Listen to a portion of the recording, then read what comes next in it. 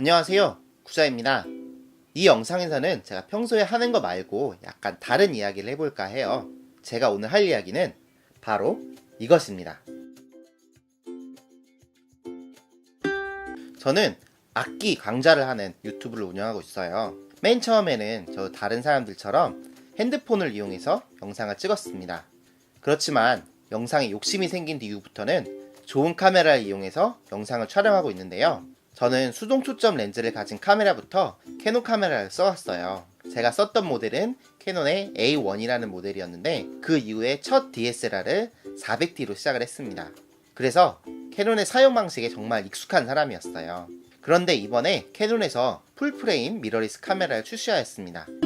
저 같은 경우에는 M50도 갖고 있는데요. M50 같은 경우에는 작고 가벼운 카메라여서 제가 참 유용하게 잘 사용했습니다. 사진도 많이 찍지만 저는 영상 제작을 하는 유튜브로서 영상을 상당히 많이 찍었는데요. 캐논 카메라들의 장점 중 하나인 스위블 액정을 정말 좋아했습니다. 스위블 액정이란 액정이 이렇게 카메라 뒤에서 옆으로 나와서 셀카 모드를 할 수 있는 기능을 말하는데요. 소니 같은 경우에는 이게 옆으로 이렇게 되는 게 아니라 이렇게 위로 나와서 셀카 모드를 할 수 있는 게 소니 카메라의 특징이었죠. 많은 카메라 리뷰에서 소니 카메라의 위로 올라가는 액정에 대한 불만은 외장 마이크 장착 시 자기 자신을 잘 확인할 수 없다는 게 정말 불편한 점이었습니다. 저 같은 1인 크리에이터들 같은 경우에는 이런 스위블 액정이 정말 간편합니다. 소니 미러리스 같은 경우에는 스위블 액정이 달려있지 않아서 제가 제 자신을 촬영할 때 촬영을 모니터링 하려면은 별도의 모니터를 따로 달아야 하는 경우가 많았어요. 그렇지만 스위블 액정이 있다면은 추가적인 지출을 하지 않고도 간편하게 자신의 모습을 확인하면서 영상을 촬영할 수 있다는 게 가장 큰 장점이었죠. 누군가가 저를 대신해서 촬영해 준다면은 굳이 스위블 액정이 필요 없겠지만 혼자 촬영하다 보면은 구도와 색감, 노출을 확인하기 위해서는 이런 스위블 액정이 정말 유용합니다. 저 같은 경우에는 소니의 알파7 마크2도 썼었는데요. 아무래도 스위블 액정이 없다 보니까 미리 구도를 다 세팅하고 노출도 세팅한 다음에 촬영을 하더라도 좀 겁이 나더라고요. 그렇지만 제가 영상을 주로 촬영하는 6D 마크2, 6두막이라고 하죠. 이 6두막과 M50의 스위블 액정은 제가 영상을 촬영하는데 많은 자신감을 갖게 많이 도와주었습니다.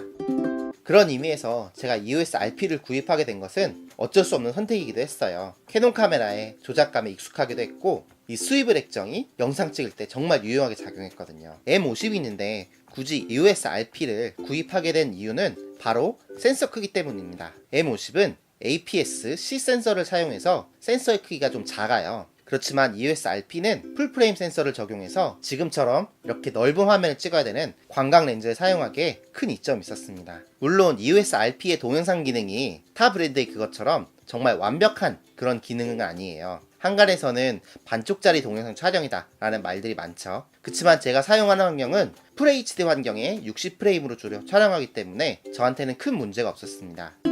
또 제가 풀프레임 DSLR이 있는데 풀프레임 미러리스를 구입한 이유는 바로 이종 교배 때문입니다. DSLR은 플랜지백이 미러리스에 비해 길어서 다른 브랜드의 렌즈나 혹은 수동 렌즈를 사용하는데 큰 불편함이 있어요. 특히 캐논 DSLR 같은 경우에는 수동 렌즈를 사용하려면은 그때 필요한 어댑터가 중간에 렌즈가 하나 더 들어가서 화질이 대단히 소프트하게 찍힙니다. 그렇지만 풀프레임 미러리스 같은 경우에는 플랜지백이 짧아서 여러 수동 렌즈들을 아무런 문제 없이 잘 사용할 수 있다는 점이 또 하나의 장점으로 작용했습니다. 보시면 저는 이렇게 캐논 A1 카메라를 잘 쓰고 있는데요. 이 캐논의 수동 렌즈들을 사용하려면은 EOS RP에 어댑터를 써서 촬영하게 되면은 렌즈의 기능을 100% 활용해서 사용할 수 있었습니다. 특히 제가 좋아하는 이 85mm 1.2 수동만두라고 보통 하는데요. 이 렌즈를 100% 잘 활용할 수 있다는 점이 저한테는 큰 메리트로 작용하기도 했습니다. 보시면 이렇게 RF 바디에 맞는 어댑터를 제가 따로 구매해서 잘 사용하고 있는데요. EOS RP에 포커스 피킹 기능을 활용해서 수동으로 초점을 잡는다고 하더라도 완벽하게 초점이 잘 맞는 사진을 찍을 수 있었습니다.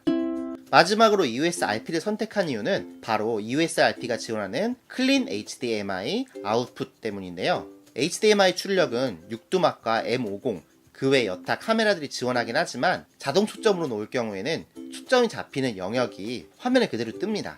클린 HDMI 아웃풋의 주된 목적은 이 카메라를 이용해서 실시간 스트리밍을 훌륭한 영상 품질로 송출하기 위해서인데요. 제가 기존에 썼던 A7 마크2에도 동일하게 있는 기능이긴 하지만 제가 EOS RP를 더 좋아하는 이유는 EOS RP에는 미니 HDMI 포트가 달려 있습니다. 이 포트는 육두막에 달려있는 것과 똑같은데요. 소니나 M50에 달린 마이크로 HDMI 포트 같은 경우에는 이 포트가 정말 약해요. 조금이라도 꺾이면은 케이블 자체가 고장이 나는데 저도 벌써 두 케이블이나 해먹었습니다. 그렇지만 미니 HDMI 같은 경우에는 이 연결 단자가 좀 더 견고해서 좀 더 안정적으로 케이블을 연결할 수 있다는 점이 큰 장점이었습니다. 실시간 스트리밍을 할 때 좀 더 팁을 드리자면은 저는 알리익스프레스에서 더미 배터리를 구매해서 EOS RP에 지속적으로 전원을 공급하게 해서 실시간 스트리밍 중에 전원이 나가지 않게 했습니다. 이런 점이 있다면은 실시간 스트리밍용으로는 정말 손색이 없는 그런 카메라겠죠. 캐논에서 나온 풀프레임 미러레스의 특징 중 하나는 바로 RF 마운트의 이 컨트롤 링인데요.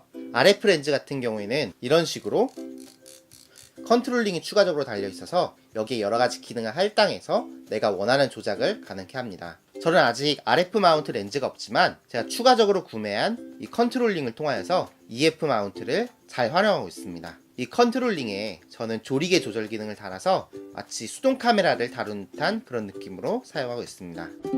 이번에 캐논에서 EOS RP를 내면서 같이 출시한 것이 뭐냐면은 바로 이 연장 그립인데요. 저 같은 경우에는 손이 그렇게 큰 편은 아니지만 EOS RP를 쓸 때 약간 새끼손가락이 남았습니다. 그런데 이 연장 그립을 사용하게 되면은 그립감이 대폭 향상되어서 제게 알맞는 느낌으로 잘 사용할 수 있었습니다. 장착을 하게 되면 이런 느낌인데요. 좀 더 그립감이 좋아져서 새끼손가락 밑으로도 충분한 그립감을 보여줍니다.